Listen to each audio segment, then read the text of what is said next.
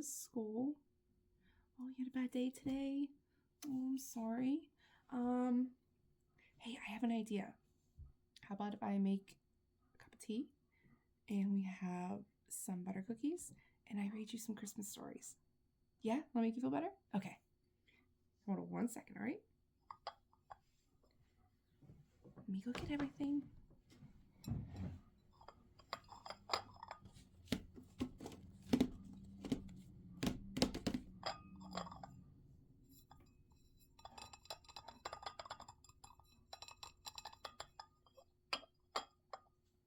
Okay. All right, you ready? Yeah, I'm going to use the fancy china today just because you're having such a bad day. We want to make sure it's a nice day. So we got your mat ready.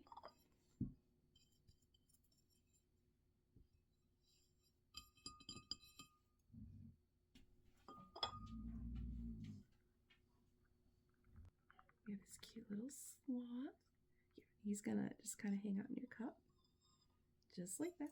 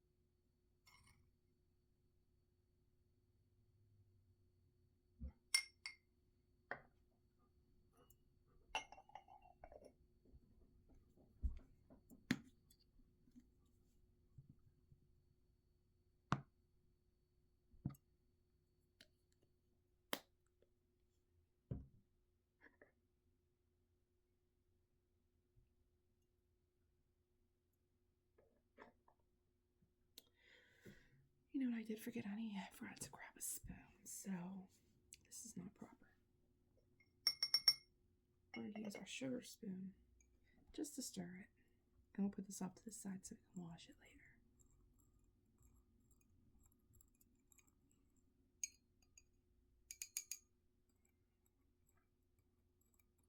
Yeah, you see that sleepy little sloth? Yeah, he makes me really tired too.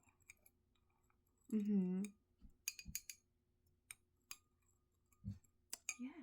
Isn't the tree so pretty? I know. We're going to decorate it tonight, so I can't wait.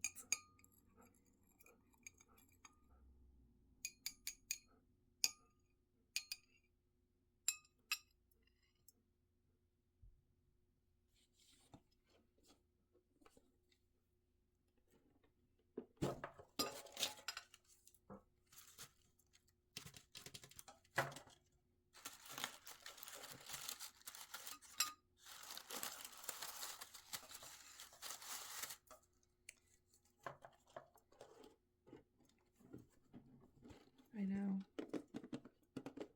Butter cookies taste so good with tea. I know, it's my favorite too. Alright, so I have a notebook that my mother had bought for me when I was very young. Treasury of Christmas Tales. So we're gonna kind of go through. We're gonna read. I know there's nothing I love more than reading Christmas stories, especially with Christmas in just a couple of weeks. I know, I can't believe it's already here too.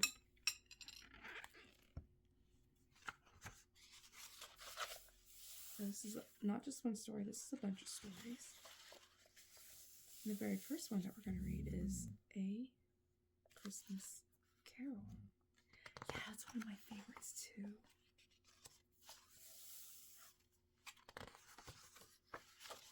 Alright. So, I know you like to see the pictures. See, that's Bob Cratchit and Ebenezer Scrooge. I'm going to go ahead and read. Let's take a sip of our tea real quick, okay?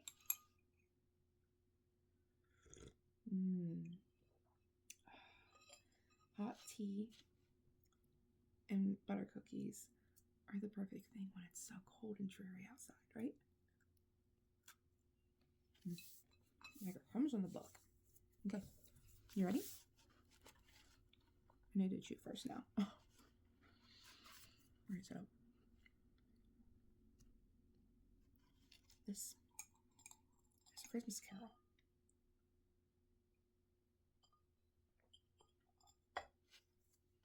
The day was Easter. Easter, you hear me saying Easter? It's not Easter. Oh, silly, silly mom. The day was Christmas Eve many years ago. The weather was cold and snowy. Busy in his counting house, old Ebenezer Scrooge was counting his money. In the freezing outer office, Bob Cratchit, Scrooge's clerk, sat shivering. "Tomorrow is Christmas Day," said Bob Cratchit meekly to his employer. "Will you be needing me to come to work, sir?" "Christmas Day? Bah, humbug," replied Scrooge. "I suppose you must have the day off, but be sure you are here even earlier the day after. Christmas is a poor excuse for being a lazy clerk."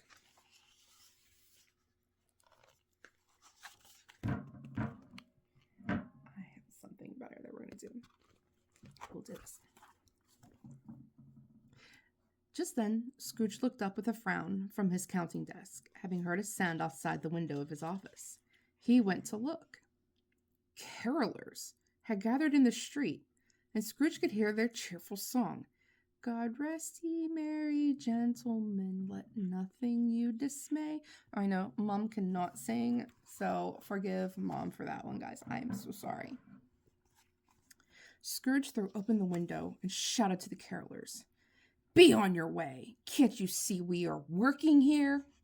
"Merry Christmas!" the carolers sang out. Before he closed the window, Scrooge replied, "Bah, humbug! Only fools go around with Merry Christmas on their lips." Scrooge went back to counting his money. A smile came to his face as he looked at the piles of gold coins on the table. He was interrupted by a knock at his door.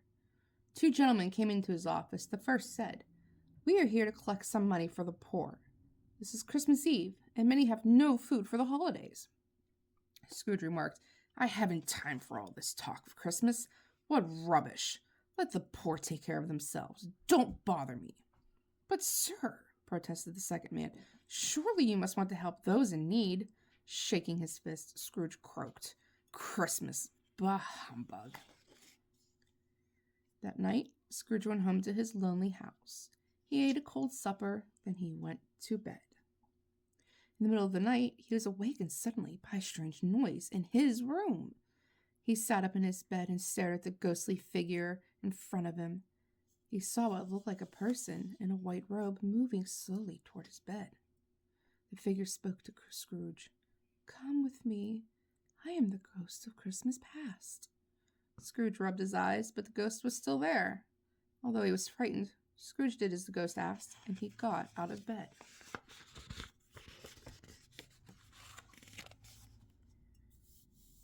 I know, aren't the pictures so beautiful?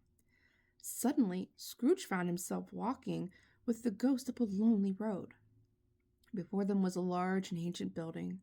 Scrooge and the ghost went through the door. Inside, alone in a room, sat a young schoolboy. All the other boys had gone home for Christmas, and this child was left with only the schoolmaster for company. He seemed very sad indeed. Scrooge saw the boy and said, "Why, that looks like me when I was young. I know just how it feels to be left alone at Christmas." "Exactly," remarked the ghost. "I am showing you your own Christmas of long ago. That's why I am called the Ghost of Christmas Past."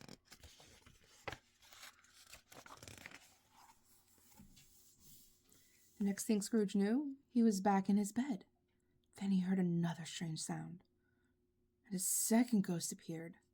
"I am the ghost of Christmas present," said the figure. Scrooge suddenly found himself looking into the home of his clerk, Bob Cratchit.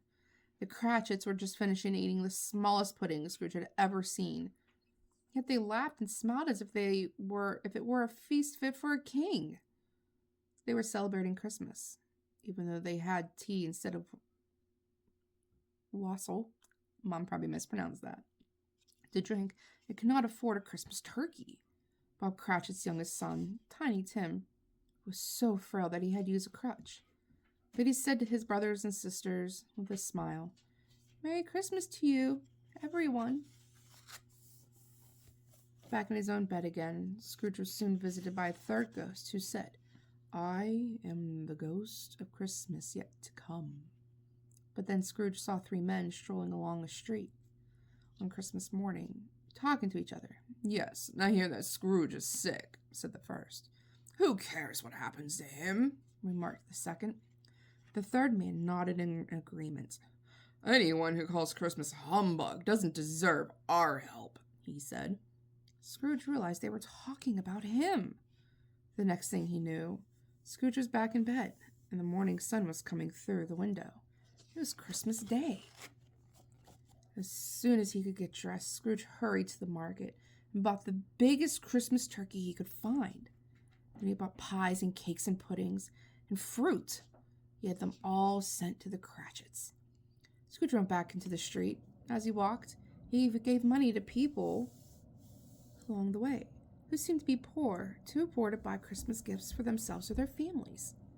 He passed the carolers that had visited his office the day before. They looked at him, first with surprise, and then with smiles as he called out a hearty "Merry Christmas!" That Christmas Day, Scrooge went to shop after shop and bought Christmas gifts for every member of Bob Cratchit's family. He bought dolls for the girls and balls for the boys. He bought warm scarves and mittens for all the children. For Mrs. Cratchit, he purchased a lovely handkerchief, and for Bob Cratchit, a pair of handsome gloves. Best of all, for Tiny Tim, he bought a tiny toy puppet. After he had gathered up all his gifts, he went to the Cratchits. He burst in the door with his arms full of presents, crying, "Merry Christmas! Merry Christmas!" Scrooge and the Cratchit family had a Christmas dinner none would ever forget. That night they ate their fill of turkey and all the trimmings, then opened their gifts. As they sat around the fire, Tiny Tim looked at the happy, smiling faces and said, "Merry Christmas. God bless us, everyone." The next story we'll be reading, not today, is The Wishing Star. We'll do that one. Let's do that one tomorrow. All right. Well, I hope you enjoy Christmas stories. And I know you're excited to decorate the tree later. I know I am. So, let's finish our tea and cookies. And wait for everybody to get home, okay? All right. Bye.